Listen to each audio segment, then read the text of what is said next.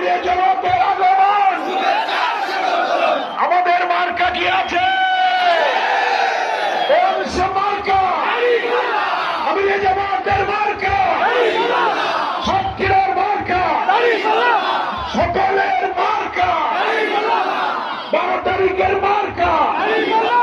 ধন্যবাদ। কিছুক্ষণের মধ্যেই আজকের এই ঐতিহাসিক জনসমুদ্রে আমাদের আমিরে জামাত আমাদের সামনে গুরুত্বপূর্ণ বক্তব্য রাখবেন।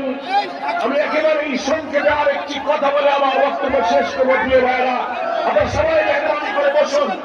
সুশৃঙ্খল এই জনসভায় আমরা বসে পড়ি এবং নীরব থাকি।